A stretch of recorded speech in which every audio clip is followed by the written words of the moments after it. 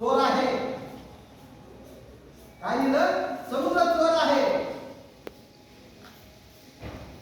त्या समुद्रामध्ये मच्छीमारी आले, समुद्रात गेले, त्यांना मोठ्या प्रमाणात मासे सापडले. त्या मच्छीमारांना समुद्राच्या किनाऱ्यावर नेलं. समुद्र अन्नदाता आहे. एक म्हातारी आली, तिचा मुलगा त्या समुद्रामध्ये बुडून मृत्यू पावला. त्या म्हातारीने लिहिलं, समुद्र खुनी आहे. एक म्हातारा त्या समुद्राच्या किनाऱ्यावरून चालत होता आणि जाता जाता त्याला शिंपले दिसले. त्या शिंपल्यामध्ये मोती दिसले. मोत्यांनी त्या म्हाताऱ्याचं आयुष्य बदललं आणि त्या म्हाताऱ्याने त्या समुद्राच्या किनाऱ्यावर लिहिलं, समुद्र दानशूर आहे.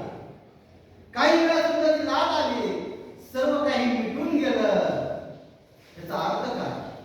ह्याचा अर्थ आहे समुद्राला कुणाशी देणं घेणं नाही, कुणाचा विचार काय नाही समुद्राला.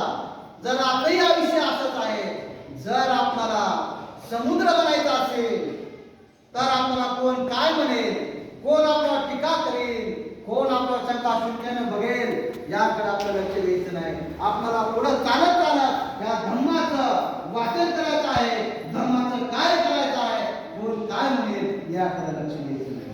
कारण जोपर्यंत आपला स्वार्थ आहे, जोपर्यंत आपला स्वार्थ आहे तोपर्यंत ते आपले म्हणतील. ज्या वेळेला आपला स्वार्थ संपला त्यावेळेला आपली बदनामी करतील. या ठिकाणी बराचसा वेळ झालेला. काळाच्या आणि वेळेच्या बंधनामध्ये प्रत्येकजण अडकलेला असतो. काळाच्या आणि वेळेच्या बंधनामध्ये प्रत्येकजण अडकलेला असतो. त्यातून मी काहीतरी कसे सुटणार.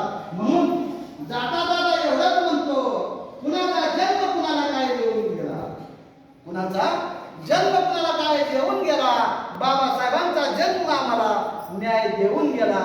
तुम्ही सर्वांनी तुमचं सर्वांच्या ठिकाणी पुण्यामधून करतो आणि या ठिकाणी थांबतो. जय